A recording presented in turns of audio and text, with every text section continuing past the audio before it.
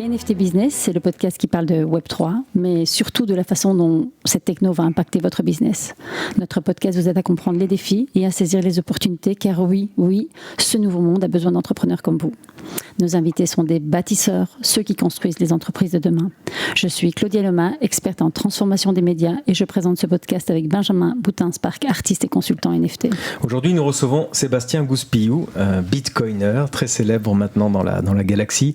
Sébastien est créateur de fermes de minage de bitcoin, évidemment, et son entreprise s'appelle Big Block Green Service et il mine du bitcoin depuis 2015. Dieu sait s'il connaît bien le sujet. Sébastien Gouspillou conseille également des États et surtout le gouvernement salvadorien. Alors le Salvador s'est fait connaître en changeant sa constitution pour adopter le bitcoin comme devise légale. C'était en septembre 2021, je crois. Sébastien est donc pionnier du minage green qui est basé sur les énergies renouvelables. Et ça, on va en parler. Dieu sait s'il y a des articles de presse qui expliquent que le bitcoin a un impact sur le réchauffement climatique.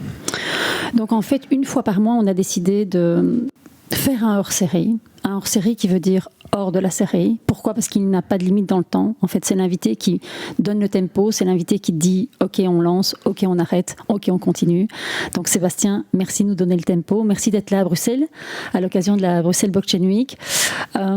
Sébastien, moi j'aimerais comprendre, et je suis sûre que nos auditeurs veulent comprendre ça aussi, miner du Bitcoin, ok. Implanter des formes de minage, oui. Tu peux nous expliquer ton métier en fait ? Le métier de mineur, c'est plusieurs métiers, mais il y a une notion technique. Il faut bien, faut être informaticien pour être mineur. Donc moi, c'est pas mon cas. J'ai des associés qui ont cette compétence-là. Moi, j'ai le côté patrimoine. En fait, notre patrimoine, c'est nos mégawatts. Et mon job consiste à identifier ces mégawatts. Comme un directeur de patrimoine dans l'affichage, par exemple, devait trouver les endroits où il pouvait poser ses affiches. C'est pour ça que je dis le mot patrimoine. Donc moi, je m'occupe de cette partie-là, identifier les mégawatts. Et donc, très souvent, les mégawatts, c'est des compagnies nationales d'électricité. Donc, c'est pour ça qu'on est en contact avec les gouvernements. Oui, ce qui est intéressant, dès qu'on s'intéresse au minage de Bitcoin, ou d'ailleurs au minage en général, disons aux validations de blocs dans toutes les blockchains d'ailleurs, on s'intéresse à l'électricité. Et c'est bien ça le cœur du sujet. Et nous, on te suit depuis déjà 2-3 ans sur des chaînes YouTube où tu interviens. Et à chaque fois que tu parles de minage de Bitcoin, tu parles d'électricité. Et tu parles de production électrique. Et on s'aperçoit qu'en fait, c'est un univers en soi. Et le mineur de Bitcoin, ça, c'est important de comprendre, effectivement. Et on va revenir au problème de l'environnement, etc. C'est que lui, il doit acheter de l'électricité. Et je dirais, dans le business plan du mineur de Bitcoin, c'est acheter l'électricité la moins chère possible. Et la moins chère possible, je fais un spoiler, c'est l'énergie verte, en fait. Mais bon, alors, est-ce que oui, forcément, c'est l'énergie verte la moins chère ? En tout cas, c'est l'énergie verte qui nous permet d'avoir des contrats long terme avec un prix fixe. Parce que c'est pas de l'énergie verte. En fait, nous on travaille sur des extra capacités, c'est-à-dire qu'on identifie des centrales qui sont beaucoup plus grosses que la demande locale à un moment T. Et ce moment T peut durer 3 ans, 5 ans, 10 ans.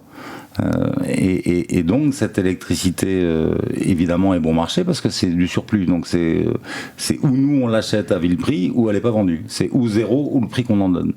Voilà. Et donc ça nous permet d'avoir des contrats de long terme. Enfin en général on demande 5 ans à nos producteurs. Et vous ne pouvez pas avoir un contrat de 5 ans en électricité si vous êtes sur du charbon ou du pétrole parce que le prix de l'électricité est dépendant du prix du marché des hydrocarbures. Okay. Et donc on est dépendant de cette fluctuation. Et nous, en achetant des extra capacités du renouvelable, on n'est pas du tout soumis à ce marché. Et est-ce que c'est toujours des pays défavorisés ou pas forcément ? Défavorisés, en tout cas, c'est des pays en développement très souvent. Ouais. Un pays comme la France ou la Belgique sont des pays qui ont fait leur carte électrique il y a longtemps, qui n'ont cessé de l'améliorer avec des réseaux très, très maillés. Donc on a moins besoin dans des pays développés de mining que dans des pays en développement et qui sont en train de développer leur carte électrique. Oui. Okay, ce que tu veux dire, c'est qu'en fait c'est une nécessité pour eux de vendre l'énergie en surplus parce qu'en fait ça fait de rentrer l'argent sur une énergie qui n'est pas exploitée, c'est ça ? C'est surtout qu'ils ont beaucoup plus de surplus. Enfin, dès lors qu'on travaille que sur des ENR, on a beaucoup plus d'extra capacité que si on travaille avec des centrales au pétrole ou au charbon. Okay, des ENR, oui, c'est ça. C'est donc Énergie renouvelable. Énergie renouvelable, oui. Ok. Ouais. Mais déjà, tu nous apprends, et je pense que moi-même je l'ai appris en t'écoutant, qu'il y avait des centrales, beaucoup de centrales produisaient plus d'électricité que nécessaire pour alimenter la ville, le département, etc. Donc ça, déjà, c'est une information importante. Donc toi, tu dis ce surplus d'électricité, à chaque fois, il est jeté, en fait, il est inutilisable, et dans les 24 heures, il s'évapore finalement. Alors, techniquement, c'est un peu plus enfin, c'est même pas que c'est plus compliqué, c'est que l'électricité, si on la produit, il faut l'absorber quelque part, il faut la transformer en quelque chose. Donc, en fait, ces centrales-là sont pas en pleine puissance. Admettons que vous ayez une centrale qui fasse 50 MW, par exemple, une centrale hydroélectrique au fil de l'eau, vous allez avoir, par exemple, 5 turbines de 10 MW. Et il est fort possible que la centrale ne tourne qu'avec 2 turbines en activité, une troisième de temps en temps. Et puis que la 4 et la 5 ne soient jamais mises en exploitation. Parce qu'il n'y a pas encore la demande. Ça, c'est assez traditionnel. Alors, c'est de l'électricité qui n'est pas produite.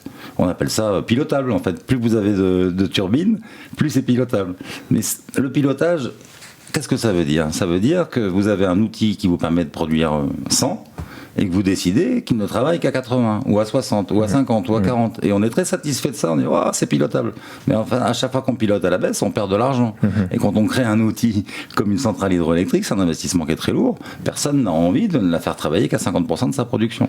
Donc c'est pas du tout une économie pour qui que ce soit que la centrale travaille à 50% ou à 40% de sa capacité de production. C'est catastrophique en termes économiques. Parce que ces centrales-là ont besoin de travailler le plus possible pour avoir une rentabilité. Et donc si on veut pouvoir les financer au départ, il faut dire à l'investisseur qui va la financer, qu'il ne va pas récupérer ses fonds sous 40 ou 50 ans, mais plutôt sur un délai le plus court possible. Et pour ça, il faut vendre les mégawatts. Il ne faut pas se contenter d'avoir la capacité de les produire. Il faut les produire et les vendre. Et avant le mining, il n'y avait pas de solution. Vous créiez un outil qui était plus gros que la demande locale parce que c'est comme ça qu'il faut faire. Parce que si vous équilibrez votre outil que vous allez créer en fonction de la demande identifiée, à peine il sera fini de construire qu'il sera déjà trop petit. Si vous le construisez trop gros, vous allez courir après la renta pendant 20 ans et jamais vous arriverez à rembourser votre outil. Et c'est toute la difficulté aujourd'hui de créer les nouveaux outils de production électrique dans des continents qui en manquent. Je pense à l'Afrique essentiellement, où sur l'ensemble du continent, vous avez que 50% de la population qui a l'électricité. Mais sur des pays comme le Congo, c'est 8%. Sur des pays comme la Centrafrique, c'est 11%. C'est très insuffisant. En Centrafrique, il n'y a que 11% des gens qui ont accès à l'électricité. Absolument, ouais. Absolument. Okay. Et là, il y a des barrages. Alors voilà, c'est les barrages hydroélectriques, c'est ça dont tu parles. On fait un barrage dans un lac et puis l'eau rentre dans les turbines et fait tourner les turbines, en fait, c'est ça. Et donc... Il y a tout un tas de sortes d'ouvrages hydroélectriques. Souvent, on pense au barrage avec une réserve d'eau qui permet de stocker de l'énergie. Très souvent, l'hydroélectricité, surtout dans ces pays-là, c'est pas des gros barrages, c'est des petites centrales hydroélectriques au fil de l'eau. Donc c'est des centrales qui ont une capacité de produire de l'électricité pratiquement de manière linéaire. Si la centrale a 10 MW de puissance installée, il est fort possible qu'elle puisse les sortir à n'importe quel moment de l'année. On n'a pas le long de la rivière, quoi. Ça oui, on n'a pas forcément de saisonnalité quand on travaille avec une centrale au fil de l'eau, alors que sur un barrage, on va avoir une saisonnalité en fonction des pluies, voilà, très souvent. Donc on peut avoir structurellement une centrale qui a capacité à produire 2 fois plus que ce qu'elle produit parce qu'on met en route que 50% des turbines parce qu'il n'y a pas la demande tout simplement. C'est toujours la même problématique. Ouais. Et dans ces pays, les barrages, ce sont des barrages d'État ou ce sont des barrages privés? Parce que tu parlais des investisseurs. Tout dépend. Un barrage, en général, c'est d'État. Hein. C'est des très très gros chantiers. Donc en général, c'est la compagnie nationale qui porte ça.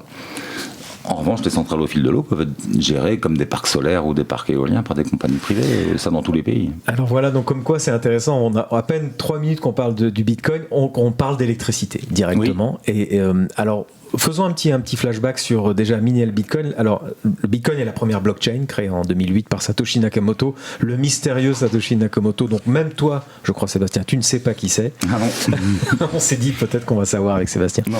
Bon, alors bref, donc c'est la première blockchain. Blockchain veut dire chaîne de blocs et il s'agit bien toutes les 10 minutes de miner un bloc. Et pour se miner ce bloc, il y a une énigme, enfin mathématique. Alors on a toujours du mal à expliquer exactement ce que c'est, mais l'informatique, l'ordinateur doit travailler pour décrypter cette énigme et réussir à miner le bloc. Pour faire simple, il n'y a pas de tiers de confiance dans un paiement en Bitcoin. Si aujourd'hui je te paye avec un virement bancaire par exemple, c'est la banque qui va garantir que tu touches bien l'argent. et que cet argent existe et tout ça. Enfin, le paiement en carte bleue, c'est pareil, c'est un intermédiaire de confiance qui va faire que le commerçant est sûr de toucher l'argent quand il a eu l'autorisation de ta carte bleue, même si l'argent n'arrive pas tout de suite sur son compte. En Bitcoin, il n'y a pas d'intermédiaire. Si je t'envoie $100 en Bitcoin, tu touches tes $100, et donc ce qui garantit que la transaction est sans double dépense, c'est le travail des machines qui vont valider cette transaction. Voilà. Et après, vous avez les nœuds qui vont prendre cette transaction et l'inscrire dans la blockchain Bitcoin. Donc le mining, c'est les nœuds plus le matériel de mining. Mais donc voilà, il faut cette puissance de calcul pour pouvoir valider les transactions. Oui. Et donc, plus le Bitcoin est cher, en gros, la règle, c'est plus le Bitcoin monte en prix, plus il y a de matériel de mining pour pouvoir sécuriser ce réseau qui coûte de plus en plus cher parce que le Bitcoin est plus cher. Et plus il y a de transactions aussi. Alors non, la puissance de calcul ne détermine pas du tout... le nombre de transactions ne va pas déterminer la puissance de calcul. Ça n'a rien à voir. C'est pour ça quand on dit une transaction en Bitcoin coûte autant qu'une famille américaine pendant 3 jours, ça n'a aucun sens. C'est comparer quelque chose sans tenir compte de l'échelle du temps et de son évolution. On prend un système en devenir et on dit regardez, la performance est nulle. C'est comme si vous prenez une autoroute en construction et vous dites regardez cette autoroute, il n'y a pas de voiture dessus. Oui, c'est normal. Elle est à l'essai, donc il y a très peu de voitures encore. Et si on vous dit cette autoroute, regardez, elle est éclairée entièrement. Et vous avez vu le nombre d'ampoules qu'il y a alors qu'il n'y a qu'une voiture qui passe toutes les 2 heures. Oui, parce que on vient de l'ouvrir l'autoroute, mais dès demain vous allez voir, c'est pas 2 voitures ça sera plus, et ainsi de suite. Donc la proportion de consommation pour éclairer l'autoroute. Et on peut pas la déterminer au nombre de voitures qui passent, parce que le réseau permet d'avoir beaucoup plus de voitures qui passent. Oui, c'est ce qu'on appelle techniquement le hash rate. J'imagine que c'est ça. Et en fait, le hash rate, c'est là, je trouve, la magie de la création de Satoshi Nakamoto en 2008, d'avoir imaginé que ce réseau allait grossir, avait vocation à grandir, et plus les gens allaient venir s'interconnecter à ce réseau, et plus l'énigme allait être difficile à résoudre. C'est-à-dire plus le bloc allait être difficile à miner finalement. Et donc c'est comme une prophétie autoréalisatrice, c'est-à-dire que la personne ou le groupe de gens qui ont inventé Bitcoin avait la prescience de ce système qui allait monter en puissance progressivement et qui allait pouvoir intégrer tout le monde, en plus avec un cours du Bitcoin qui allait s'échanger contre des dollars de plus en plus chers, ce qui veut dire que l'intérêt de miner un Bitcoin devient de plus en plus intéressant. Enfin, c'est incroyable d'avoir pensé un système comme ça à l'avance finalement. C'est fou parce qu'il a tenu compte de la cupidité des gens, oui, donc, du fait que la valeur allait monter et que c'est ce qui allait assurer le succès. Parce qu'effectivement, la Proof of Work, ça marche pas avec un petit réseau. Et lui, il a fait le pari que ce réseau allait s'étendre assez vite, en tous les cas plus vite que l'intérêt qu'auraient les gens pour ce réseau. J'explique. Au début, la Proof of Work, c'est un système qui est pas qui est dangereux dans le sens où on peut faire une attaque à 51%. C'est-à-dire que si vous avez 51% de la puissance de calcul mondiale, vous êtes capable de mener une attaque et donc de corrompre le dernier bloc, voire de remonter dans la blockchain jusqu'au bloc précédent et peut-être même encore un bloc avant. Alors là, je suis pas assez technicien pour expliquer pourquoi que 2 ou 3 blocs. Mais en tout cas, c'est le danger, c'est que quelqu'un prenne la main sur le réseau et plus de 50% de la puissance de calcul.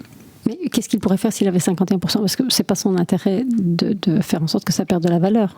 Absolument. Donc ça, c'est une des raisons que jamais d'attaque 51% se soit faite peut-être sur le réseau Bitcoin. Mais ce que je veux dire, c'est qu'aujourd'hui, c'est absolument impossible d'avoir 51% du hash rate total du réseau Bitcoin. Mais en 2010, par exemple, c'était tout à fait envisageable de devenir le leader du Bitcoin avec très peu d'investissement. Parce qu'il y avait peu de validateurs, trop peu. Parce qu'il y avait effectivement très peu de hash rate. Okay. Donc ça a été formalisé. Ça a été formalisé par Laszlo Hasniek.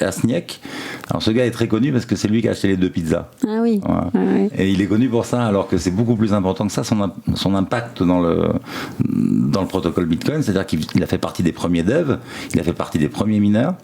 Et très vite, il a dit à Satoshi Nakamoto, il y a un biais dans ton protocole. C'est que si j'achète aujourd'hui des cartes graphiques, par exemple, j'ai plus de puissance que tous les mineurs du réseau avec leur CPU. Et donc, je suis capable de mener une attaque à 51%. Et Satoshi lui a dit, oui, bah, tu l'as pas inventé, hein, j'ai tout à fait conscience de ça. Mais au fil du temps, plus ça ira, plus l'attaque à 51% va devenir impossible à faire. Et donc, il avait envisagé ça, c'est fou.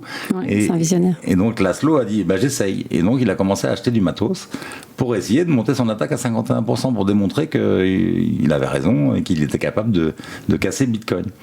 Et Satoshi lui a dit, tu peux toujours t'essouffler avec ça, mais moi les cartes GPU, je les ai déjà. J'ai déjà prévu la contre-attaque.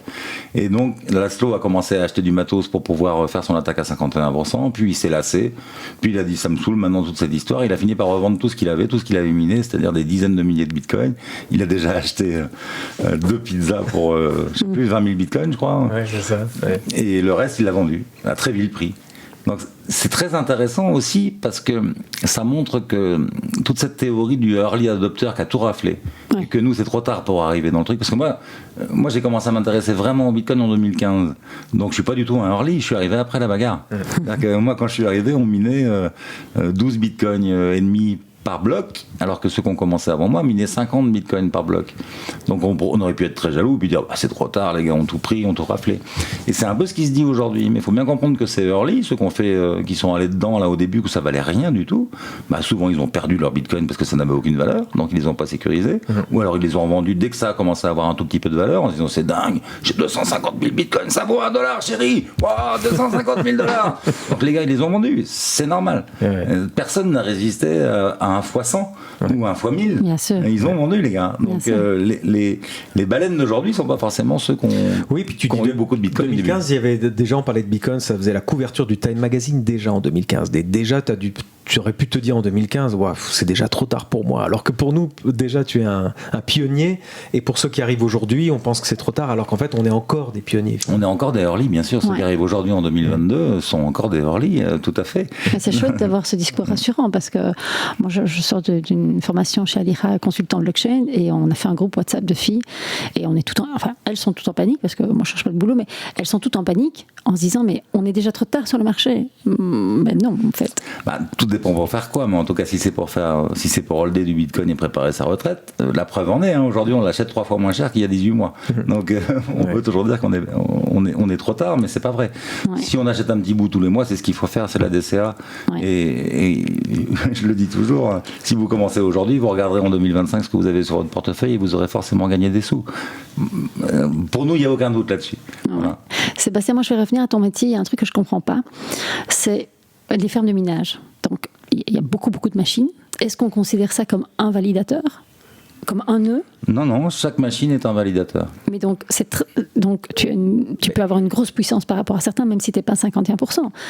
Et donc du coup, quelque part, est-ce que la récompense n'est pas liée à ta capacité à investir ? Bien sûr que si, tout à fait. Mais c'est à l'encontre de la philosophie de Bitcoin qui est un peu la chance égale à tous.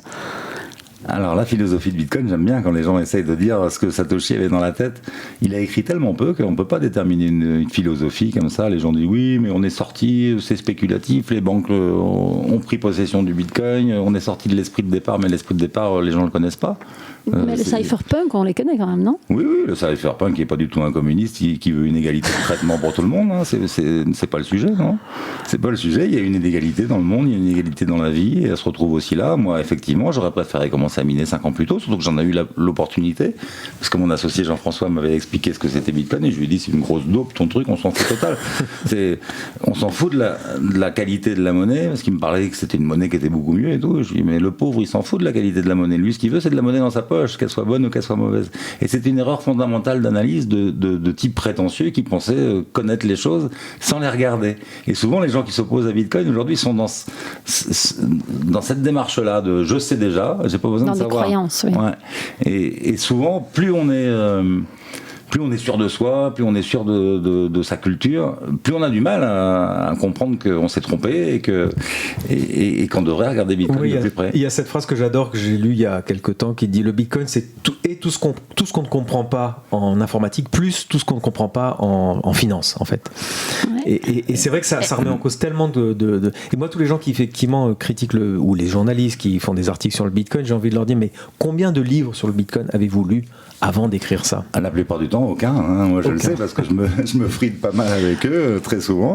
Oui, et puis il faut rester ouvert aux comportements humains qui sont tous différents en fonction de là où on est né, de nos besoins, de nos possibilités finalement, parce que tu parlais du Centrafrique ou du Salvador, ces gens n'ont pas les mêmes besoins que nous. C'est certain. Moi, je sais qu'avec la délégation avec laquelle on est parti à Bangui, plusieurs d'entre eux qui étaient jamais allés dans ces coins-là de l'Afrique. Moi, je connais bien le Congo, donc c'est pas très dépaysant. J'étais jamais allé en Centrafrique, mais ça se ressemble pas mal à bien des niveaux. Eux, ça les a vraiment scotchés. Ils savaient pas qu'il y avait Nour El Bawab avec nous qui travaille au Salvador depuis longtemps. Donc, le Salvador est considéré comme un pays très pauvre en Amérique du Sud. Et elle a beaucoup voyagé. Elle parle 5 langues, elle connaît vraiment le monde entier, mais elle connaissait pas cette partie de l'Afrique. Elle a été scotchée par la pauvreté des gens. Elle dit, j'en ai vu des gens pauvres en Amérique du Sud, mais je pensais pas qu'on pouvait être aussi pauvre. Ah oui. Voilà. Et ils ont été très touchés, très émus. Ah oui. Et tu parles de délégation qui était organisée par qui finalement ? C'est moi qui ai organisé. Ah oui, oui. Et donc tu as sélectionné les gens pour t'accompagner ? Alors, il n'y a pas eu de sélection parce qu'on a essayé de partir très vite. Donc, on était une vingtaine dans le groupe qui continue de se densifier. Là, il y a de plus en plus de gens qui entrent, dont on a besoin de l'aide. Mais on n'était que 7 à pouvoir partir là à très courte échéance. Et on voulait partir vite parce qu'on voulait couper l'herbe sous le pied aux shitcoiners. Voilà, c'était vraiment très important pour nous que le pays se concentre sur Bitcoin. Et donc, c'est dans notre rapport, on leur dit se concentrer en termes de monnaie, se concentrer sur Bitcoin. Il faut peut-être expliquer les shitcoins pour ceux qui nous écoutent, parce que moi je connais bien les shitcoins, donc c'est toutes les crypto-monnaies alternatives qui ont été bâties sur des projets un peu évanescents ou des projets sans grande ambition. Et effectivement, il y en a une qui est très connue parce que Elon Musk en parle tout le temps, qui est le fameux Dogecoin, qui est le shitcoin le plus connu avec peut-être Shiba Inu, mais bon bref, ce sont des crypto-monnaies alternatives. Et il y a des États qui s'intéressent à ça, parce qu'évidemment, quand Elon Musk dit pour acheter des Tesla, vous pourrez me donner des Dogecoin, qui est quand même un shitcoin, donc on va dire une crypto de daube. Donc ça te préoccupe. Je ne savais pas que les États étaient intéressés par ça. Alors par le Dogecoin, non. Mais il y a des porteurs de... C'est ce que j'expliquais tout à l'heure à la Blockchain Week. Dans la blockchain, il y a 2 choses. Il y a Bitcoin et tout le reste. Bitcoin, c'est la monnaie, c'est un commun. Ça a été créé par la société civile et donné au monde, sans aucune contrepartie. Bitcoin n'a rien à vous vendre. Tout le reste, c'est des projets d'entreprise. Donc ils sont portés par des chefs d'entreprise qui sont des commerciaux et qui poussent. Donc quand vous avez un développeur d'un jeton qui arrive en Afrique et qui dit regardez ma monnaie là c'est mieux que Bitcoin, oubliez Bitcoin, celle-là je l'ai fait exprès pour vous et tout ça, c'est un scam, c'est une arnaque. Le président du pays en question ou son ministre de l'économie ne doit pas s'intéresser à ça. C'est une catastrophe. Alors plus généralement, l'idée là, c'est qu'on tombe sur une population qui n'a aucune éducation financière, mais pas tellement moins que nous, les Français ou les Belges. On n'a pas d'éducation financière, on n'a pas d'éducation monétaire, pardon. On ne sait pas comment ça marche la monnaie. Moi, quand j'ai commencé à faire ma première conf en 2017 sur Bitcoin, que j'expliquais aux gens que la monnaie était créée par les banques privées, ils ne me croyaient pas. J'ai des banquiers dans la salle qui venaient me voir à la fin, ils me disaient mais votre vision de la création monétaire est complètement à côté de la plaque, c'est pas comme ça que ça se passe, c'est beaucoup plus compliqué. Je dis non, c'est pas beaucoup plus compliqué. Quand je viens vous emprunter 100 000, vous venez de créer 100 000 euros de nouvelle monnaie et puis c'est tout. Et ils s'acharnaient à dire que c'était pas vrai. Donc pour dire à quel point le système monétaire est inconnu de la population, que ce soit en Afrique ou en Europe, personne ne sait ça, on n'apprend pas ça à l'école. Donc on a une population qui n'a pas de connaissances monétaires et on se dit, on les ouvre à Bitcoin et d'un seul coup il y a 15 000 jetons. Voilà. Et dans les 15 000 jetons, il y en a peut-être 8 000 qui se définissent comme un concurrent monétaire de Bitcoin. C'est extrêmement dangereux. On le voit aujourd'hui avec la chute de l'UST, de Luna, des stablecoins, de tout, de la boîte dont tu parlais, la Circle. C'est dangereux de s'ouvrir à ça. Aujourd'hui, déjà, Bitcoin, c'est extrêmement fluctuant. C'est déjà un danger en soi. Si, en plus, on les fait shitcoiner et partir dans des trucs comme ça où les protocoles vont carrément disparaître et les blockchains couler, on leur fait prendre un risque délirant. Donc, nous, c'était évident qu'on voulait les dire au président Touadéra, vous avez parlé du Bitcoin et des crypto-monnaies, il faut parler du Bitcoin et du Bitcoin. C'est tout. Ok, donc toi, tu arrives, tu te connectes directement au président et tu lui expliques, en fait, ce qu'il doit faire. Voilà, parce que ça a l'air très simpliste comme ça, mais déjà comment tu arrives là? Ça serait prétentieux. On a demandé comme je l'ai dit, on voulait aller vite. Donc, dès l'annonce du président Touadéra, on a vu des confrères, des bitcoiners sur Twitter, sur les réseaux, dire « Oh là là, qu'est-ce que c'est que ces conneries ? Ils vont jamais y arriver, il n'y a pas d'internet, il n'y a pas d'électricité, et puis en plus, c'est pas clair la loi. En plus, ils disent que les gens vont aller en prison s'ils n'acceptent pas Bitcoin. » Enfin, il y avait énormément de critiques, comme d'habitude, dans notre écosystème. On a des gens qui sont très méfiants. Notre devise, c'est « Don't trust, verify ». Alors forcément, il y avait beaucoup de critiques. Et donc, moi, j'ai dit « Il faut y aller vite, vite, vite ». Et donc j'ai contacté le président du Conseil économique et social par le biais de Jean-Marie Cambacérès, qui est un de mes amis qui a été très important dans le développement du Conseil économique et social en France, puis en Afrique, en Asie du Sud-Est et tout. Et il connaît bien Alfred Poloco, qui est le président du Conseil économique et social. Je lui dis contacte-le et demande-lui qu'on veut créer une délégation de bitcoiners pour partir là-bas. Et donc ça s'est fait très vite. En 2 jours, on avait la réponse d'Alfred Poloco qui disait bien sûr, vous êtes les bienvenus, on serait ravis que vous veniez. Et donc, dans la vingtaine de personnes qui étaient intéressées par ce qui était en train de se passer, on avait créé un groupe sur Signal. Et j'ai dit qui peut partir. Et donc on s'est retrouvé à 7 à partir là-bas. Ok, mais donc 7 qui n'avaient rien à vendre au départ, qui voulaient juste amener de la connaissance. Absolument, absolument. Même si on est parti avec la société Galoy, donc, qui a été fondée par Nicolas Berthet, c'est lui qui a créé le wallet Bitcoin Beach au Salvador. Donc lui, il savait que très certainement, il aurait quelque chose à proposer commercialement.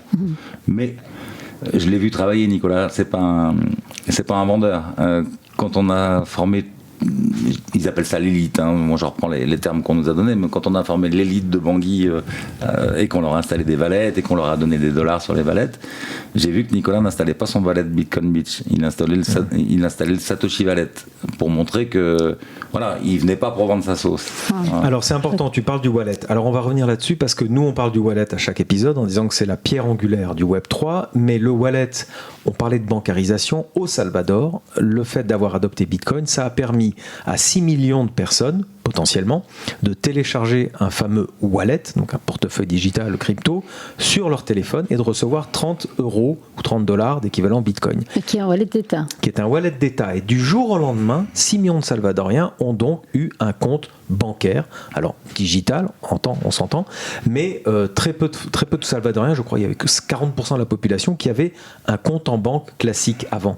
30 même, ouais. Ouais, 30%. Et donc on n'imagine pas, nous en Europe, pour nous avoir un compte en banque, enfin c'est la base, à 18 ans tu ouvres un compte en banque. Bon. Alors que je crois, sur 7 milliards d'individus, il y en a encore 2 ou 3 ou 4 milliards, je sais pas, c'est impressionnant, d'individus sur Terre qui n'ont pas de compte en banque. Quand on n'a pas de compte en banque, tout est en cash tous les jours, donc on ne se projette pas, on ne peut pas économiser, on ne peut pas payer des études à ses enfants, etc. Donc du jour au lendemain, avec le Bitcoin, enfin avec une crypto-monnaie en tout cas, mais surtout le Bitcoin, on peut avoir un compte en banque. Et c'est ça qui s'est passé, et c'est ce qui va se passer au Centrafrique. Dans vos démarches, c'est ça, tu parles du wallet, concrètement, ça s'installe sur le téléphone en fait. Oui, tout à fait. Là, en l'occurrence, le wallet Lightning, c'est un porte-monnaie en fait, ouais, électronique qu'on a dans son téléphone. Alors effectivement, ce que tu disais, c'est exactement ça. On a donné la capacité, on a donné une inclusion financière à cette population. Ça ne veut pas dire qu'on les rend riches pour autant, mais ils ont la capacité. Bien sûr, d'accord.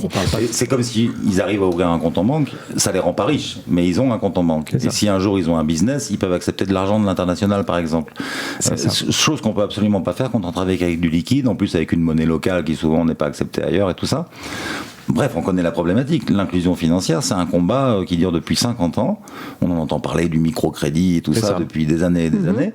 Et puis, finalement, tout ce qu'arrive à faire la microfinance et le microcrédit va pas aussi vite que l'expansion démographique. Donc, il y a toujours, aujourd'hui, c'est 40% de la population adulte qui n'a pas de compte en banque. C'est juste fou. Hein. Oui, c'est fou. Donc, quand nous, on s'intéresse pas à Bitcoin et aux crypto-monnaies, ici, c'est à peu près normal parce que le seul truc qui peut nous intéresser, nous occidentaux, c'est de gagner de l'argent avec Bitcoin, parce qu'on s'en sert pas de moyen de paiement, on a des banques, des cartes bleues, des virements internationaux et tout ça.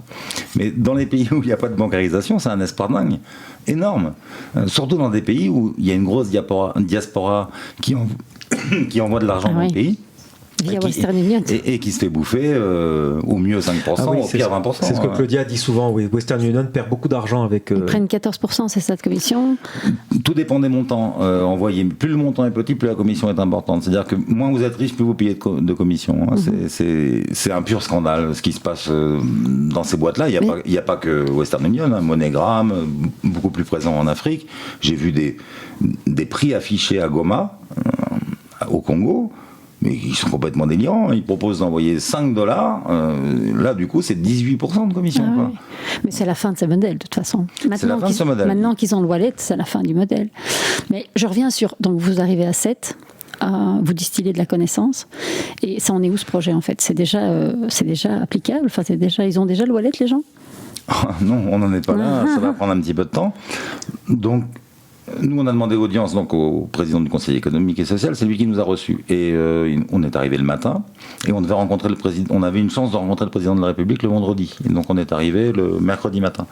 Et en fait, dès le mercredi soir, il nous a reçus le président Touadéra, ce qui était génial pour nous, parce qu'on était libérés de cette étape-là, parce qu'avec un président de la République, c'est souvent compliqué. Hein. On a rendez-vous, puis finalement, il est repoussé.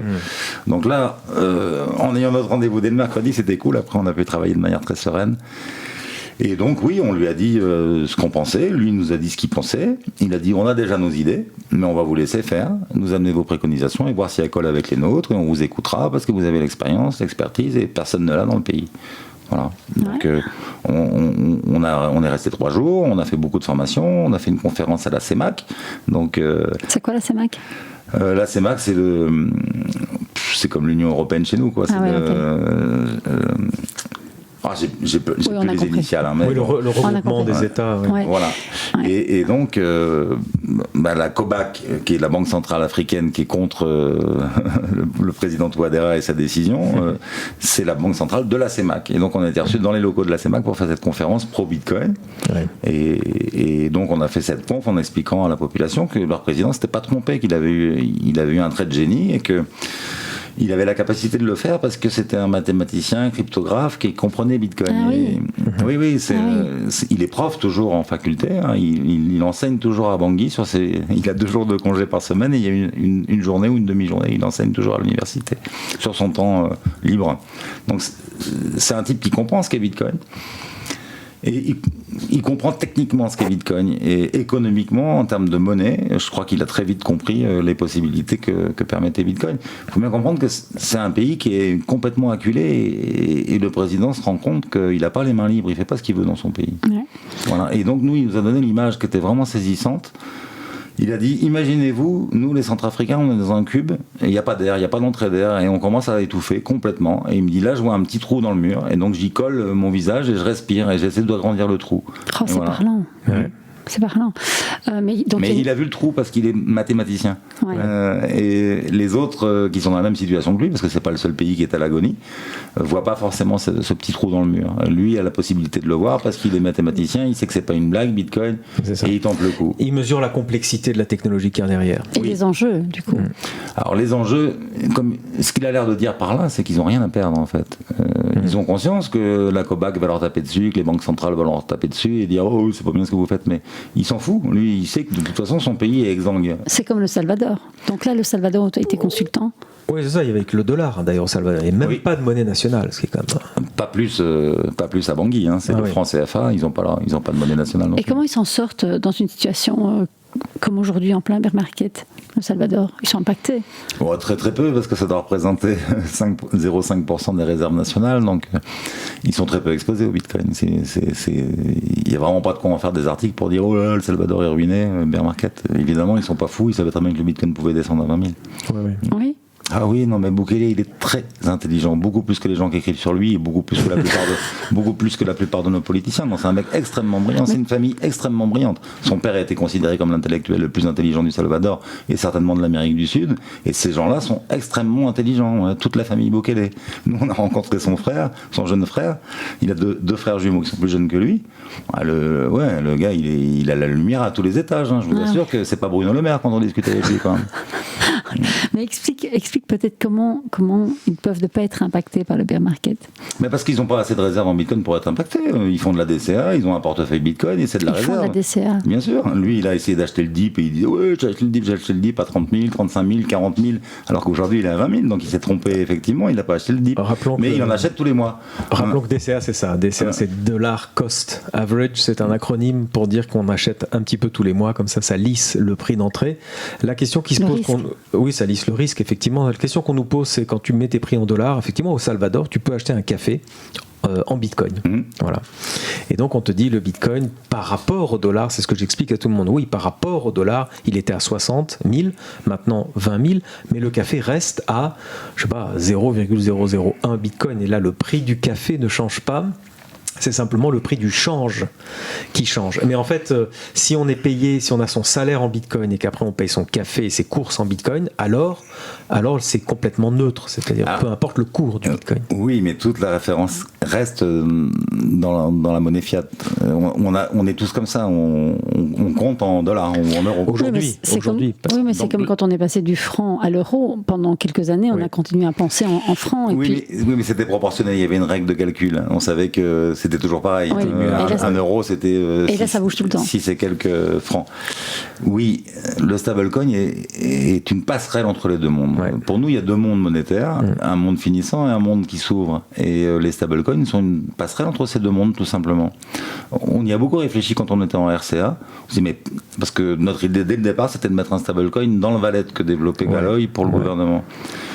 Et on se dit, c'est une économie qui est complètement fermée. Cette population qui a besoin de monnaie, elle a besoin de monnaie pour échanger entre elles. Et aujourd'hui, ils le font avec le franc CFA, et ils n'ont pas assez de monnaie pour tout le monde. C'est un truc qui est incroyable, hein. On le constate dans les magasins. Vous donnez un billet de 5 000 francs CFA, le commerçant, très souvent, n'a pas la monnaie. Donc, il vous fait un avoir. Ah oui, tu avais expliqué ça dans la vidéo. C'est juste incroyable. Hein. Ouais, c'est incroyable. Donc, ils ont ce manque-là. Alors, c'est pas systématique, mais ça arrive assez souvent. Mais donc, l'argent est déjà dématérialisé quelque part. Ils ont déjà créé une forme de monnaie avec leur reconnaissance de dette. Ouais, exactement. Donc ils ont besoin d'un vecteur d'échange. Mais en fait, si on détermine qu'un Satoshi, ou je dis n'importe quoi, 1000 Satoshi, c'est un poulet, ils n'ont pas besoin de savoir que ça vaut tant de dollars. Ouais, c'est bien ça, c'est bien ce que je te dis. Donc à terme, bien sûr, si on a une économie qui est complètement fermée, on n'aura pas besoin, à terme, de repasser par le dollar. Alors rappelons que donc là, on le fait pour une question de confort. Encore une fois, c'est une passerelle intellectuelle et une passerelle financière entre les deux mondes. Il y a deux choses intéressantes. Rappelons que le Satoshi, c'est l'équivalent du centime pour Bitcoin. Donc il faut, je sais pas, 10 000 Satoshi pour faire 100 millions. 100 millions de Satoshi pour faire un Bitcoin. Donc c'est la plus petite unité. Et puis parlons du stablecoin aussi. On en parle de temps en temps, mais la presse ne parle que de ça, mais pour en parler négativement. Mais il y a un énorme projet derrière qui est une crypto-monnaie qui est égale à $1. Donc 1 égale 1 et non pas. Donc il n'y a aucune fluctuation. Et l'idée c'est ça en fait. Et aucune spéculation du coup. Et nous on est NFT business et souvent les use cases, les entreprises nous interrogent en disant mais si je vends ma carte de membre en NFT, elle est vendue en général en Ether sur la blockchain Ethereum. Et donc, mais l'Ether fluctue énormément puisqu'il est passé de $4 000 à $1 000 là. Donc ça interroge aussi. On aimerait bien peut-être plutôt vendre des NFT en stablecoin. Donc il y a comme tu dis, j'ai l'impression que tu dis il y a un monde qui s'ouvre. Et finalement, est-ce que toutes ces crypto-monnaies ne sont pas encore en gestation pour nous permettre d'arriver vers un monde plutôt stable, plutôt de stablecoin en fait. Rien n'est plus stable que le Bitcoin, parce qu'un Bitcoin égale un Bitcoin et il n'aura jamais que 21 millions. Ce qui crée l'instabilité, c'est le fait qu'on crée de la monnaie à plus savoir comment faire. On perd tous les repères. Il faut savoir que 80% des dollars qui ont été créés depuis 5 ans.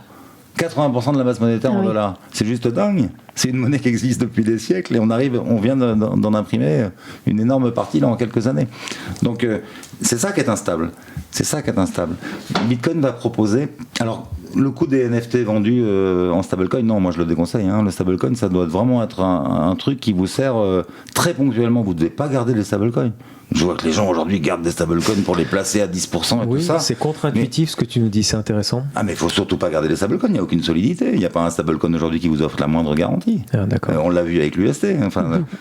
Oui, c'était un projet aventureux dès le départ. Oui, mais tous les projets sont aventureux. Quand vous prenez Tether qui est sous l'œil de la SEC depuis des années, enfin depuis 2 ans, ça sera jamais réglé cette histoire. En fait, il faudrait un audit permanent de Tether pour être sûr qu'ils ont autant de dollars que ce qu'ils mettent en circulation.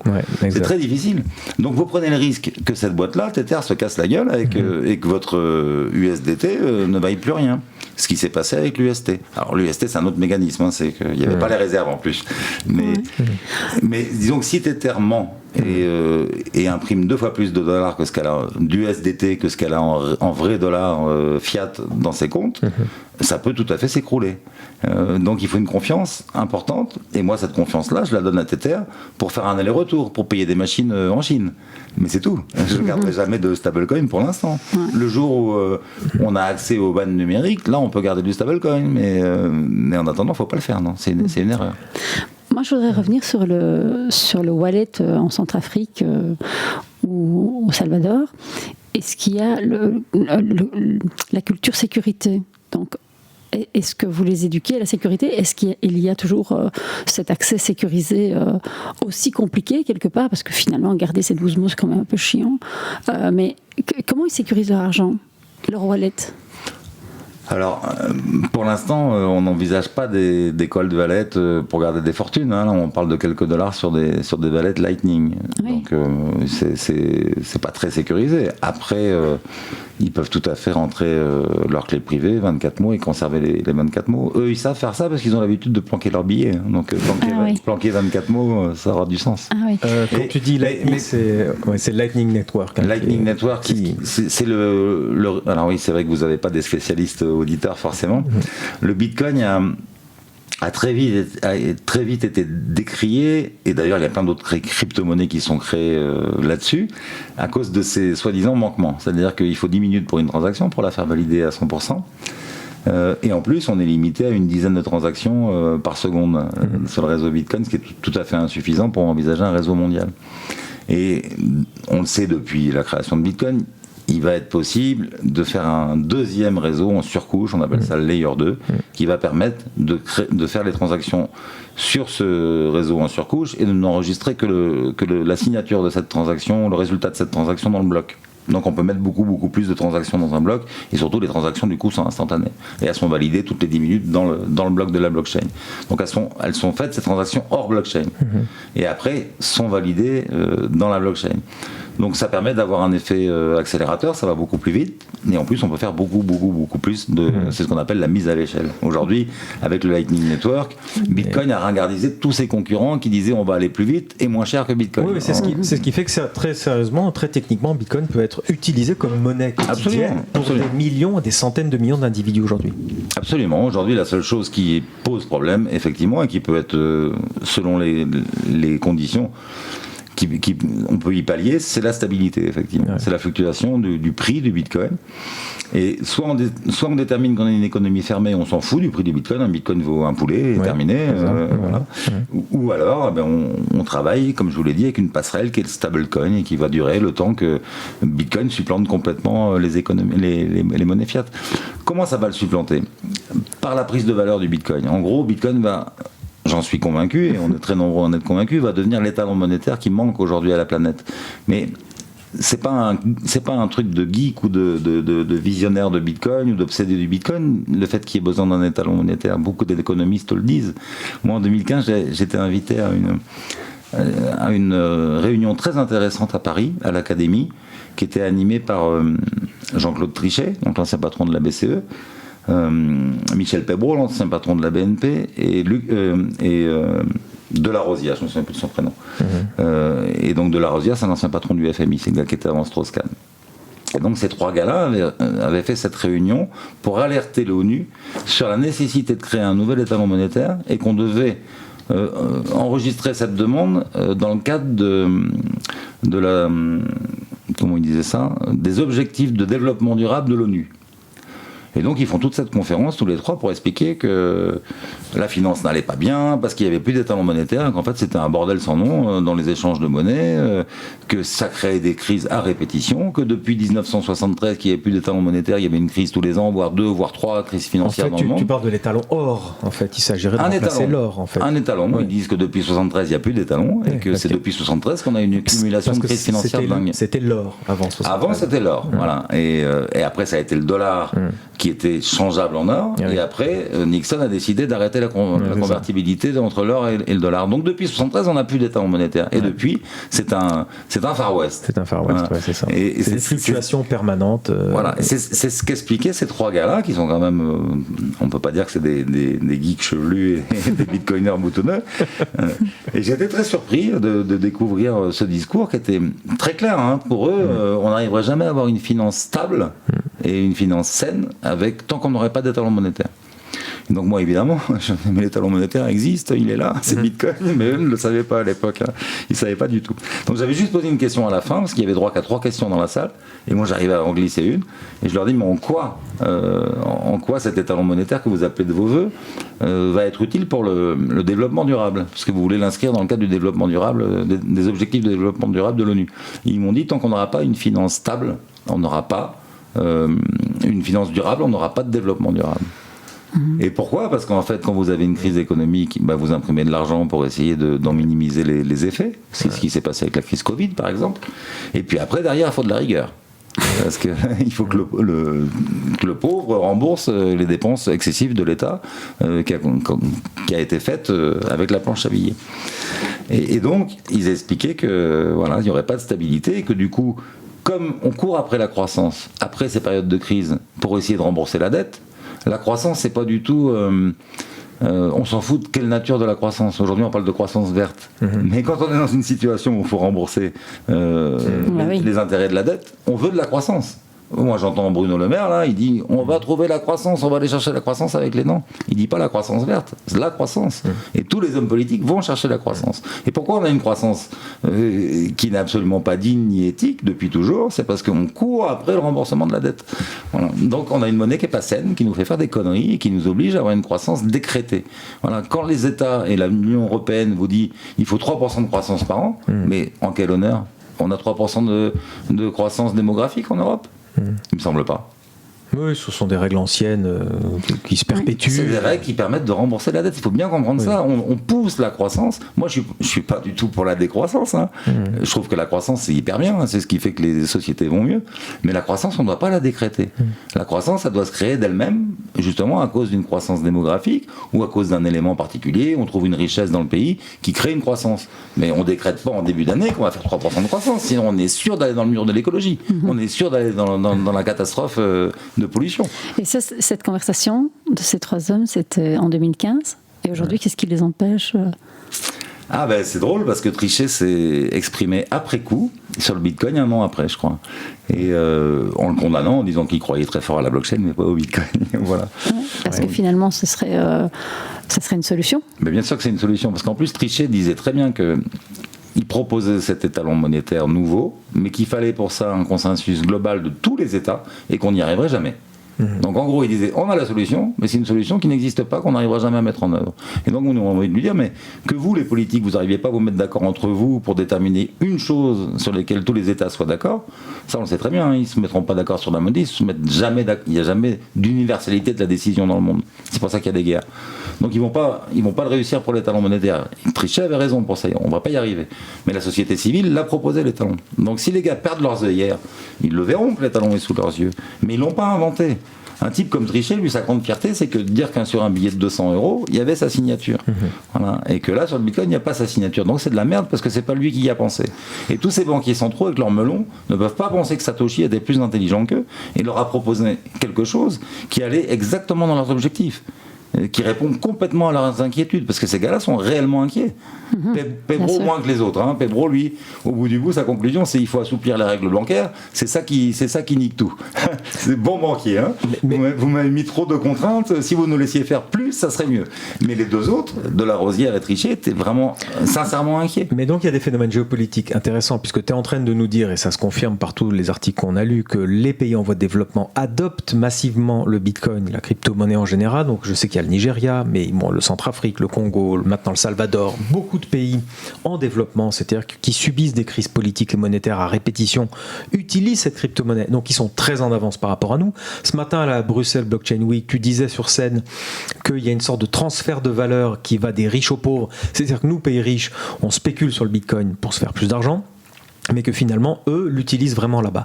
Et eux ont pris de l'avance sur nous, parce qu'au final, c'est ça, j'aimerais avoir ta vision là-dessus. Tu dis l'adoption va être massive du Bitcoin dans nos pays, alors à 5 ans, à 10 ans, à 15 ans, ça tu ne le sais pas évidemment, mais un jour ou l'autre ça arrivera, et c'est cette monnaie-là, cette monnaie électronique qui sera adoptée dans notre vie électronique, parce qu'on aura une vie digitale complètement intégrée, sera la monnaie principale, l'étalon. Alors il y aura toujours les monnaies fiat c'est euro-dollar, mais tu dis elles vont perdre en influence, et finalement on achètera beaucoup plus de choses en Bitcoin finalement. C'est pas forcément ce que je dis. Je dis que ça va devenir une monnaie de réserve, un étalon monétaire. C'est pas pour ça D'abord, c'est pas pour ça que les États vont arrêter d'imprimer de la monnaie. Ça leur empêche pas du tout d'avoir des monnaies nationales. Ça leur donne une ligne de conduite. C'est-à-dire que ce qu'a fait la BCE là depuis 2 ans, ça pourrait pas être fait si Bitcoin était reconnu comme un étalon mondial. Ah, explique-nous ça. Ça j'aimerais comprendre. Parce que ça crée un référent. Voilà. Donc si vous doublez votre monnaie et que l'étalon lui n'a pas doublé, votre monnaie perd 50% de sa valeur par rapport à l'étalon. Ah, tu veux dire qu'il y a que 19 millions, aujourd'hui il y a 19 millions de bitcoins qui ont été minés, il y en aura que 21 millions, ça va prendre un siècle encore. Mais tu dis, si on s'adosse au bitcoin comme on s'est adossé alors, puisqu'il n'y a que 19 millions de bitcoins, alors on ne peut émettre que tant, que X de masse monétaire, c'est ça? C'est-à-dire que, encore une fois, si vous avez une règle, un étalon, et qui vous dit que le yen, 1000 yens valent 1 bitcoin, par exemple, et que vous avez 500 € qui valent 1 bitcoin, et que d'un seul coup vous imprimez 2 fois plus de bitcoin, il vous faudra plus que 2 fois plus d'euros. 2 fois plus d'euros, pardon. Au lieu d'avoir besoin de 250 € pour acheter un bitcoin, vous aurez besoin de 500 €. Donc ça va se voir l'écart avec le yen. D'accord. Vous voyez, alors que sinon ça se voit pas. Et c'est ce qui crée des différences de change qui sont importantes. Alors là, la BCE a créé de l'euro en même temps que la Banque centrale japonaise, en même temps que la Banque centrale américaine, et puis de la plupart des banques centrales à peu près en même temps. Mais si vous avez un étalon, il vous interdit de faire ça, parce que vous dévaluez complètement votre monnaie en fait en face de l'étalon. Oui.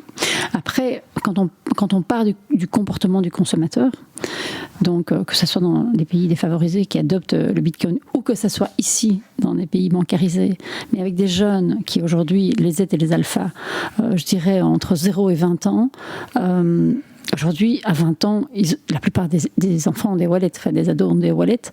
En tout cas, plus qu'il y a 2 ans. Oui, mais ça se trouve beaucoup moins dans un an, parce qu'en fait là il y a eu un phénomène, parce que les cours des alt et du bitcoin sont montés depuis 2 ans de manière systématique. Donc le gars qui avait 16 ans, quand ça a commencé à monter, quand on a 18 aujourd'hui, oui, il s'est ouvert un wallet. Il n'est pas du tout dit que celui qui a 16 ans là aujourd'hui, en plein bear market, se décide à avoir un wallet. Oui, parce que tu vois le côté spéculatif. Mais le gosse qui veut acheter des skins, pour ses jeux vidéo, etc., il a la culture du wallet plus naturellement que nous. Oui, bien sûr, ça va s'installer de plus en plus. Mais je veux dire que là, la montée des cours a fait que, artificiellement, ça s'est répandu beaucoup plus vite dans la société que si les cours baissent. Ça, c'est sûr. Oui, en fait, c'est l'effet Covid aussi. En fait, l'effet Covid a eu un effet sur le cours, et le cours a eu un effet sur l'adoption massive, enfin, sur l'intérêt, on va dire. Oui, tu as raison. On ne peut pas nier que les comportements changent, parce qu'il y a une perte de confiance. Alors ça, c'est encore autre chose. Parce que les jeunes, effectivement, comme ils découvrent Bitcoin et les crypto-monnaies assez vite, ils ont une culture monétaire qui est très supérieure à celle qu'on avait nous à leur âge. Exactement. Et ça c'est certain. Parce que nous, on n'avait aucune conscience, il n'y avait pas de concurrence. Donc, il n'y avait qu'une monnaie, elle était très bien, et voilà. Oui, et puis nous, à leur âge, on ne se posait pas de la question de savoir est-ce qu'on a confiance dans le système bancaire, dans nos États.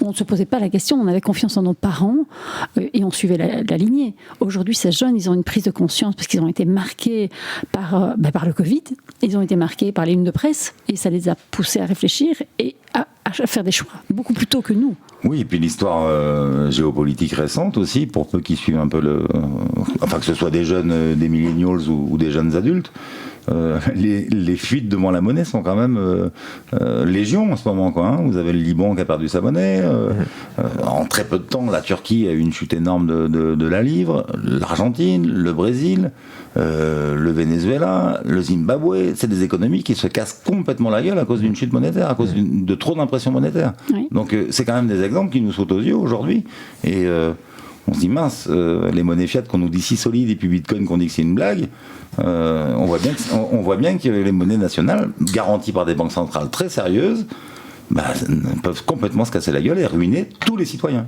Oui. Et je pense aussi que nous, quand on était jeunes, on n'avait pas une vue sur le monde comme aujourd'hui, parce qu'on n'était pas connectés de la même façon. Bien sûr. L'information n'arrivait pas de la même façon, et on n'a pas eu de gros chocs comme eux ont subi les attentats. C'est ce que je dis toujours dans mes présentations, les attentats, les couvre-feux, le Covid, c'était des électrochocs avec un écran dans les mains qui leur donne accès au monde entier et à l'information. Je pense qu'aujourd'hui, ils ont cette conscience que c'est pas un problème local, mais que c'est un problème international, mondial, et que la solution n'est pas locale, elle est mondiale aussi. Ouais, j'espère qu'ils ont cette conscience-là. Moi, je crois. Pas tous, hein. Pas tous. Moi, j'ai un fils qui a 17 ans. La monnaie, le bitcoin, tout ça, il s'en fout. Hein. C'est pas son sujet. Ah, c'est les cordonniers les plus mal chaussés. Oui, c'est possible. Ouais. Il a un valet parce que je lui en ai installé un il y a au moins 1 an, mais il n'est pas attiré par l'argent, par la spéculation, et souvent les jeunes qui jouent avec les cryptos, c'est ça qui les branche. Et moi je le comprends, ça m'intéressait pas du tout non plus, ça m'intéresse toujours pas d'ailleurs, hein, moi la spéculation, j'ai jamais eu de produits boursiers, je trade pas du tout, c'est pas mon propos. Donc très souvent on nous confond avec les traders. Moi la valeur quotidienne du Bitcoin et ce qu'il vaudra dans une semaine, vraiment c'est pas mon sujet. Non, rappelons que tu as une démarche, pardon, je te coupe, une démarche très industrielle, puisque quand on voit les fameuses fermes de minage, en fait ce sont des containers, hein, des espèces de blocs gigantesques avec des milliers de machines. On voit ça sur YouTube. Oui, je ne sais pas si on peut les voir. Non, s'il y a des photos. En vidéo. En vidéo peut-être. Mais j'encourage tout le monde à aller taper ferme de minage sur YouTube. On voit, alors au Kazakhstan il y a plein de vidéos. On voit ces énormes hangars avec des milliers de cartes machines alignées les unes aux autres. Et on se dit, ok, toutes ces machines travaillent pour la sécurisation finalement. Alors oui, ils veulent tous miner du Bitcoin parce qu'à chaque fois qu'on mine un bloc, on récolte des Bitcoins. Mais finalement, ils participent à la sécurisation, absolument, à l'expansion du réseau et à sa stabilisation. Ouais. Et les tiennes, elles ressemblent à ça? Alors non, nous on travaille effectivement en conteneur, alors que les fermes kazakhs que tu as vues, c'est du dur. Ah oui. Ouais. Conteneur pour être mobile. Ben, le oui, conteneur pour être... Oui. Alors ça a plusieurs avantages. D'abord, la configuration du conteneur est pratiquement idéale pour miner, c'est la bonne dimension. C'est-à-dire c'est-à-dire que dans un conteneur de transport, 40 pieds, on met une rangée de machines comme ça. Et donc ça permet à l'ASIC de souffler son air chaud directement dehors et d'avoir toute la surface qui est là pour servir d'atelier. Hein. On est à l'arrière de la machine, donc la machine est comme ça, là tu es à l'arrière de la machine et là tu es devant. L'air chaud est soufflé directement dehors, donc t'as pas besoin d'extraire l'air chaud. Et c'est souvent dans les fermes en dur, c'est une grosse connerie, ils soufflent l'air chaud dans les bâtiments et après ils extraient l'air chaud des bâtiments. Ah oui. Et donc, vous ne récupérez pas cet air chaud? Non, pas du tout. Alors, ça c'est quand on travaille en air. Maintenant on travaille de plus en plus en immersion cooling, donc on trempe complètement les machines dans un liquide calorifuge et l'échange de chaleur est beaucoup plus facile à faire sur un liquide. Mais quand c'est de l'air, les fermes traditionnelles, le conteneur a vraiment la forme idéale. Alors, il nous permet de mettre une rangée de machines uniquement. Alors quand on a un bâtiment, surtout quand il est préexistant, on a tendance à vouloir le remplir de machines, donc à mettre une rangée là, et après on ne sait plus gérer l'air. Ah oui, et toi, j'imagine, enfin je voudrais imaginer, combien de containers pour une ferme? Ah bah, un conteneur, c'est une ferme de mining. Ah. Dans un conteneur, on peut mettre 350 S19, donc c'est déjà plus gros que ce qu'on avait à Orvaux, par exemple. Ah, ouais. J'ai cru lire ou entendre que tu en avais placé en Centrafrique. Ah non, pas encore, du tout. Oh là là, aujourd'hui en Centrafrique, il n'y a pas assez d'électricité pour faire du mining. L'idée, c'est que le mining permette de financer leurs nouvelles installations hydroélectriques. Alors voilà, c'est ça qui nous intéresse. Explique. C'est que donc c'est mobile, donc tu amènes tes containers proches de la source électrique, proche de la centrale électrique, et tu es en train de dire le Bitcoin va favoriser l'énergie verte, en fait, l'énergie renouvelable. Non mais explique, parce que moi je suis pas sûr de comprendre. Alors c'est assez simple. Donc la Centrafrique, c'est un pays où il y a très peu d'électricité. Il y a très peu de production d'électricité. Or, il y a un fort potentiel fluvial. Il pourrait avoir beaucoup plus. Aujourd'hui, il y a 40 MW de puissance installée pour tout le pays, ce qui est tout petit, hein, c'est une grosse ville française. Et vous avez minimum 700 MW de puissance disponible par les rivières. Donc il y a des études, hein, c'est pas depuis 1972 il existe des études que j'ai trouvées sur internet qui expliquent, en 72 ils disaient que c'était 2000 MW de puissance fluviale, donc on pourrait faire 2000 MW de puissance installée. Le ministre des Grands Travaux, Pascal Bidam, a dit, on a fait des études plus récemment, c'est plutôt 700 MW. Bon, admettons que ce soit 700 MW. Il y a cette capacité de faire plusieurs centrales hydroélectriques pour arriver à 700 MW, et ça n'a jamais été fait. Pourquoi ça n'a jamais été fait? Parce que le pays n'est pas sûr, et que ça rassure pas les investisseurs, et que c'est surtout qu'il n'y a pas de demande. Encore une fois, je l'ai expliqué, hein, il faut convaincre les populations, les amener à l'électricité. Donc s'il crée ces centrales-là, l'investisseur qui a mis l'argent dedans, il va peut-être attendre 30 ans avant d'avoir son retour sur investissement. Donc c'est des projets qui sont difficiles à financer. Et alors que si vous rajoutez du mining, c'est beaucoup plus facile à financer parce que la rentabilité est beaucoup plus rapide. Parce que toi, tu achètes leur électricité. Ben bien sûr. Voilà. Si c'est nous qui finançons aujourd'hui, si je finance une ferme de mining, par exemple, admettons que la RCA me dise on a une centrale hydroélectrique, il y a 20 MW. Il y a 20 MW de disponibles pour vous. Il faut que j'achète 20 conteneurs de 20 MW chacun. Ça vaut à peu près 3 millions de dollars un conteneur. Et il en faut 20. Il en faut 20. Et qui finance ça? Moi, ça fait 60 millions de dollars. Ben, c'est mes clients. Ah, justement, j'allais te poser la question, qui sont tes clients? C'est des investisseurs privés, des entreprises, des fonds, n'importe qui a de l'argent et qui a envie d'investir dans le mining de Bitcoin, qui est vraiment considéré, dès qu'on touche au crypto, c'est considéré comme le truc ultra solide, quoi. Le mining de Bitcoin, c'est vraiment le truc, tu ne feras pas x1000 avec, mais c'est quelque chose d'ultra sérieux, de régulier. Projet industriel, comme vous Attends, parce que j'ai plein de questions. Donc nous, on s'appelle NFT Business, donc il faut que tu parles à nos auditeurs qui sont dans les industries, qui sont dans le business et qui sont peut-être tes clients potentiels. Donc, est-ce que tu peux m'expliquer, si je suis dans le business, quels sont les arguments? Imagine que je veux investir de l'argent. Quels seront les arguments pour que tu me fasses investir de l'argent? Alors, on essaye de ne pas déployer d'arguments. Je dois être convaincu. Mais on n'essaie pas de convaincre les gens. Au contraire, on fait de l'anti-vente totale. C'est un métier d'expert. Déjà, investir dans les crypto-monnaies, c'est compliqué. C'est pas donné à tout le monde. Enfin, comme ça, il faut un petit peu il faut se renseigner. C'est ce qu'on dit toujours. Il faut faire ses recherches. Donc, moi, je suis capable de conseiller à des amis très proches d'acheter du Bitcoin en DCA. Allez, en DCA. J'ai pas envie de leur conseiller d'acheter du matériel de mining. Une fois qu'ils ont touché au Bitcoin, c'est à eux de voir s'ils ont envie de venir jouer à notre jeu qui est très dangereux parce qu'on rajoute à la fluctuation du Bitcoin le risque géopolitique. Et pas que géopolitique, le risque de transport, le risque mécanique. Une machine peut tomber en panne. Donc on rajoute des risques à chaque fois et avec la possibilité d'avoir un effet accélérateur. C'est-à-dire que si vous vous contentez d'acheter du Bitcoin, moi je vous le dis dans 10 ans, vous aurez gagné de l'argent. Avec un peu de chance, avec le mining, vous aurez gagné plus. Mais le risque est beaucoup, beaucoup plus fort. Donc, c'est pour des grands garçons, enfin, c'est pour des gens qui ont conscience du risque. Donc, nous, on n'essaie pas du tout de faire de la retape et de vendre notre mining. On a des spécialistes qui viennent et qui nous disent, nous, on veut investir dans le mining, surtout des grosses boîtes, et ils savent très bien ce qu'ils font. Et voilà. Ils peuvent perdre cet argent. A priori non, mais en tout cas, nous on a connu la période 2018 où on a des gens qui ont acheté des machines fin 2017 ou début 2018, des machines qu'on n'a pratiquement jamais pu faire tourner, on leur a fait faire le tour du monde pendant 2 ans pour essayer de trouver un emplacement où on aurait l'électricité suffisamment bon marché, et tous les 2 mois il fallait redégager parce que l'électricité est devenue trop chère. En tout cas, le prix du Bitcoin avait trop baissé. Donc on sait que c'est un achat qui peut être ultra compliqué à rentabiliser. Ouais. Puis finalement, après, on a vu le cours du Bitcoin passer de 3 800 $ à 67 000 $ en très très peu de temps. Et là, d'un seul coup, même si leur machine avait peu miné, ils se sont retrouvés positifs. Mais pendant tout le temps qu'ils ont miné, ils étaient sûrs qu'ils étaient négatifs et qu'ils avaient perdu tout leur pognon dans cette histoire de mining. Donc aujourd'hui, on veut plus de clients particuliers qui soient bien rodés à notre écosystème. Quand on est habitué aux fluctuations de Bitcoin, on peut supporter les fluctuations du mining. Quand on arrive dans cet écosystème qui est déjà ultra anxiogène, là, ceux qui ont acheté dans les 18 derniers mois, là, qui se voient le Bitcoin à 20 000, ils sont hyper angoissés. Alors que nous, pas du tout. Vous le voyez bien. Donc, je confirme, il n'est pas angoissé. Donc, une fois que les gens sont rodés à cette volatilité, qu'ils se la sont appropriés, qu'ils n'ont plus peur de ça, il est temps qu'ils viennent dans le mining. J'ai un client qui m'a appelé le mois dernier et qui m'a dit, je vous ai eu au téléphone il y a 2 ans et demi. Et vous m'avez carrément dit qu'il ne fallait pas acheter de matériel de mining, qu'il fallait acheter du Bitcoin parce que j'en avais pas. Il dit, je vous remercie parce que j'ai gagné plein de sous et maintenant j'ai beaucoup plus d'argent pour vous acheter des machines. Et maintenant j'accepte sa clientèle. Mais donc on ne fait pas de retape. Quand les gens ont compris Bitcoin, ils ont envie de miner. Ils ont envie de se créer une source de revenus tous les mois en Bitcoin et d'avoir leur propre planche à billets, en gros. On investit dans du dur, quoi. C'est ça l'industrie. On investit dans des machines, du savoir-faire, des centrales aussi, enfin de l'électricité. Alors, et l'objectif final de ça, des mineurs de Bitcoin, c'est de se rapprocher d'une source d'énergie renouvelable. En fait, c'est ça qu'il faut dire par rapport à tous les articles de presse qui nous expliquent à longueur de journée que le Bitcoin va détruire la planète parce que l'électricité est carbonée, donc c'est du charbon qui brûle. Alors qu'en fait, non, je crois que progressivement, on va arriver à ce que presque 100% du minage de Bitcoin se fasse dans des centrales à énergie renouvelable, le solaire, l'éolien ou l'hydroélectrique. Ouais, alors surtout l'hydroélectrique et le géothermique pour l'instant, parce que c'est des énergies qui nous permettent de miner tout le temps.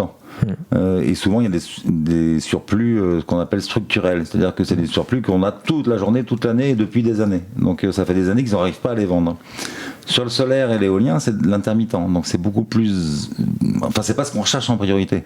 Une fois qu'on aura équipé tous les surplus structurels, on ira voir le solaire qui peut nous amener de l'électricité 8 heures par jour ou 10 heures par jour, par exemple. Ouais. Et j'ai orienté ton explication vers le business, mais tu étais en train d'expliquer en Centrafrique, donc si on te dit qu'il y a autant de mégawatts à récupérer, donc tu arrives, tu installes 20 containers, et puis il faut créer la centrale. Okay. Il faut créer la centrale, mais admettons que la centrale coûte, je dis n'importe quoi, 50 millions, et qu'on fait une ferme de 130 ou 140 millions de matériel ou 250 millions à côté, la centrale ne représente plus qu'un petit bout de la ferme en fait. Et donc l'idée c'est de financer l'intégralité en même temps et de dire aux investisseurs qui auraient acheté une ferme de mining, là vous achetez une ferme de mining et sa centrale que vous faites construire. Et l'avantage, vous allez payer ça plus cher que juste la ferme, mais vous ne paierez jamais l'électricité. Ou au moins pas pendant les 5 premières années, pendant la durée de vie de votre ferme ou quelque chose comme ça. Oui. Okay. Donc il y a un deal à trouver pour réussir à financer ces énormes investissements industriels de production d'électricité. Il y a moyen de le faire financer par le mining. Ouais. Ouais, et donc ça, c'est validé par les États locaux? Eux, ils seraient ravis qu'on puisse leur créer des centrales hydroélectriques en leur ramenant tout, les investisseurs, tout, le savoir-faire et tout ça, bien sûr. Oui, tout à fait. Et les gens sur place, ils comprennent? Parce que tu disais que c'était des pays dangereux. C'est des pays dangereux parce qu'il y a des luttes de pouvoir et qu'il y a des différents groupes armés, et que les rebelles sont mieux armés que l'armée régulière en RCA. C'est pour ça qu'ils ont fait venir des troupes du Rwanda, de Russie, enfin tous les gens de France, tous les gens qui ont bien voulu les aider à essayer de se défendre contre l'attaque de l'ancien président. En gros, c'est ça l'histoire là-bas. C'est que l'ancien président ne supporte pas le résultat du scrutin et c'est un peu comme si Trump avait décidé de prendre les armes contre Biden. C'est exactement ça. Okay. Enfin, c'est incroyable, Sébastien. On pourrait encore parler. Moi, j'ai encore 1000 questions à te poser, mais bon, le temps nous est imparti. Non, mais il y a peut-être des choses, toi, que tu as envie de dire. Tu voudrais peut-être faire une conclusion, alors déjà.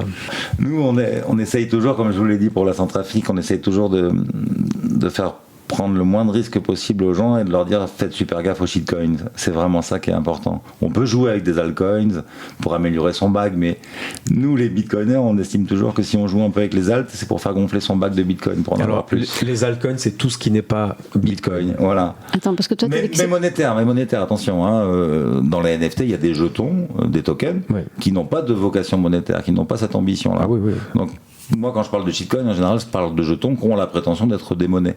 Et qui disent, souvent dans leur white paper, nous, on est une blockchain écologique, pas comme Bitcoin, ou alors nous, on va beaucoup plus vite que Bitcoin, ou alors nos frais de transaction sont moins importants. Il y a une époque où Ethereum et toute son armée disaient, regardez, Bitcoin, c'est ridicule, ça c'était en 2017. Les frais de transaction sont hors de prix, nous, sur Ethereum, c'est beaucoup moins cher. Aujourd'hui, c'est inverse. C'est inverse, la transaction sur Ethereum est hors de prix. Bon, disons qu'Ethereum est victime de son succès aussi. Mais oui, c'est un peu facile. Si vous voulez, quand on a passé des années à taper sur Bitcoin en disant regardez, c'est une daube noire et tout ça, et qu'on se retrouve exactement dans la même situation quelques années plus tard, ça démontre que même le plus gros des altcoins a en tout cas un argumentaire commercial contre Bitcoin qui est typique. Ça montre complètement que c'est un jeton d'entreprise, que Ethereum c'est une entreprise. Voilà. C'est pas quelque chose qui est né de nulle part comme ça, comme le Bitcoin où il n'y a pas de patron, vous pouvez vous en prendre à personne et surtout vous pouvez pas du coup l'arrêter. Vous pouvez pas le couper. Et alors que l'Ethereum, je suis désolé, si je mets Vitalik Buterin en prison et tous les développeurs de la fondation qui sont identifiés, Ethereum prend un sacré coup dans les dents. C'est clair. Tu voulais mettre fin un podcast, mais moi j'ai encore des questions. Donc imagine que tu installes cette ferme de minage en Centrafrique, ils te font des compétences. Oui. Et donc ces compétences, c'est quel type de compétences et elles viennent d'où? Tu vas les chercher où? On apporte toutes les compétences en fait. Alors non, parce qu'il faut des électroniciens, des informaticiens, des électriciens, mais ça on les trouve dans les pays. En Afrique, on trouve des gens très compétents. Tu engages local. Toujours, bien sûr. Ah, c'est ça que je voulais savoir. Oui, c'est très important. Tout notre personnel est évidemment du personnel local. On en fait un point d'honneur. On forme les gens sur place. Oui, on ne déplace pas des cadres de l'étranger. Ça c'est sûr. Okay. C'est un des arguments ultra importants qu'on a développé avec Touadéra, par exemple en RCA, c'est que c'est ce que je lui ai expliqué. Je lui ai dit la prochaine délégation qui ira former un pays dans 5 ans par exemple, ça sera peut-être une délégation où l'initiative partira de Centrafrique. C'est vous qui aurez la compétence pour aller former les autres pays. Mais donc ce sont des projets technologiques, mais il y a une envergure sociale, environnementale et sociale. Alors c'est parce que c'est comme ça qu'on veut la mener, nous bien sûr. On pourrait faire autrement. Mais pour moi, c'était une évidence. Si on crée si on a besoin d'employés dans ces régions reculées, il faut que ce soit des employés locaux, bien sûr, qu'on apporte au moins ce confort-là. Alors, on paye l'électricité, même si on la paye à vil prix, c'est quand même une entrée d'argent incroyable, souvent dans cette région, dans ce pays. En plus, on emploie du personnel local, mais c'est très peu de personnel, le mining. On ne peut pas négocier avec les gouvernements en leur disant on aura 5000 salariés. Ça n'existe pas. C'est un salarié par conteneur. Donc un par conteneur. Ouais, ça peut monter jusqu'à 1,5, mais voilà, c'est jamais des masses de techniciens. Mais par contre, c'est des techniciens qui ont un savoir-faire qui est extrêmement rare. Nous, on a 2 chefs techniques, là, 2 jeunes qu'on a embauchés là-bas au Virunga, Ernest et Jonas. Ces 2 gars-là, aujourd'hui, ils peuvent aller se vendre aux États-Unis, au Canada, où ils veulent. Et ils en ont conscience ?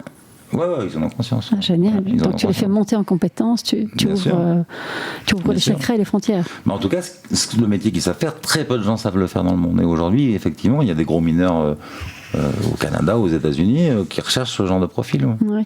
Et en off, tout à l'heure, tu parlais de l'Islande. Oui. Et je trouvais ça intéressant pour nos auditeurs. Tu peux nous expliquer ce qui se passe là-bas ? Ouais, l'Islande, c'est une terre du mining depuis longtemps parce que en Islande, il y a une énorme capacité de production électrique qu'ils exploitent, les Islandais. C'est-à-dire qu'aujourd'hui, l'Islande consomme 5% de sa production électrique. Et pourtant, c'est une île. Donc ça veut dire qu'ils ne peuvent pas l'expédier ailleurs. Donc ils ont fait venir les industries de l'étranger.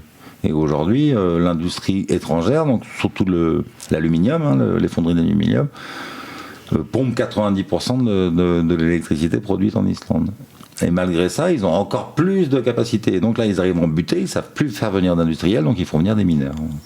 Et c'est une bénédiction pour le pays, bien sûr, ça amène beaucoup d'argent dans le pays. C'est une de leurs ressources. L'Islande, il n'y a que la pêche, et une toute petite agriculture locale.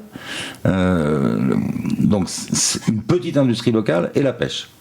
Et ils ont trouvé une source de revenus qui est l'électricité. Ils ont une capacité à produire dingue à cause de la géothermie.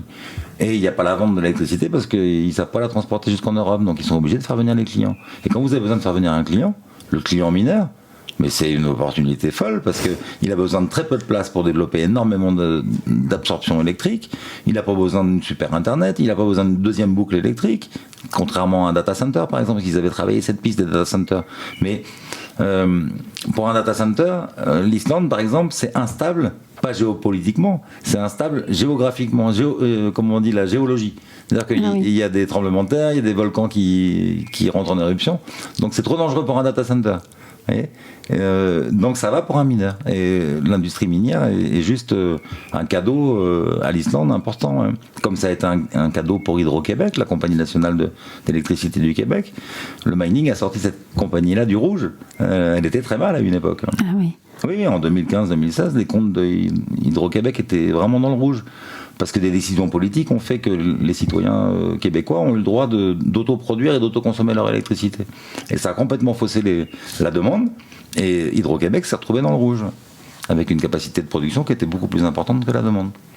Vous voyez comment une décision politique peut avoir un effet papillon inattendu. Bien sûr, et hop, on leur amène la clientèle du mining, et d'un seul coup, Hydro-Québec s'en sort de nouveau, quoi. C'est magnifique, tu nous as fait faire un tour du monde là. Ah, j'en ai plein d'autres des pays où on peut raconter ça. Ouais, on a la même chose en Sibérie. En Sibérie, c'est pire en Sibérie. En Sibérie, on a une capacité de production hydroélectrique qui est énorme, qui avait été développée pour l'industrie aluminium et pour la sidérurgie, et à l'époque de l'Union soviétique. Cette industrie a disparu. Et les centrales sont toujours là. Donc aujourd'hui, si vous avez que la population locale de Sibérie pour absorber l'électricité qui est produite, ils vont en absorber 5%. Et le mining arrive et absorbe la différence et amène de l'argent suffisant aux compagnies d'électricité de Sibérie pour pouvoir entretenir les centrales hydroélectriques et pour éviter de surtaxer l'électricité auprès des populations. Donc ça a un effet bénéfique évident et immédiat. Et ils acceptent les fermes de minage? Ah ben, non seulement ils les acceptent, mais c'est vraiment une bénédiction. Ah oui. On paye les impôts locaux, on paye la TVA, c'est très intéressant pour les pays, bien sûr. C'est génial. En tout cas, maintenant, on peut m'inviter à dîner, je pourrais répondre à tout. Ah, j'espère. Ouais, on est tellement loin des poncifs, des idées reçues sur cette crypto-monnaie, le Bitcoin évidemment, mais même d'autres aussi. Mais bon, en tout cas, je pense que là, on a fait un tour d'horizon, mais on peut retrouver Sébastien Gouspillou sur YouTube. Moi, je sais qu'on peut entendre pas mal de choses. On mettra des liens. Et puis on peut te retrouver sur LinkedIn, je crois. Ouais, sur Twitter, surtout. Et C'est là que je m'exprime pas mal. Ok, Voilà. on va dessus. Merci mille fois, Sébastien, Merci à vous d'avoir deux. été avec nous. Merci Sébastien, et surtout tu t'abonnes à notre podcast. Il faut s'abonner. Et tu mets des étoiles. C'est fait déjà. Merci. Et on a un Merci. site web aussi, nftbusiness.tech, sur lequel vous pouvez inscrire votre email et recevoir notre newsletter. Voilà, on vous souhaite une bonne écoute et à bientôt. À bientôt.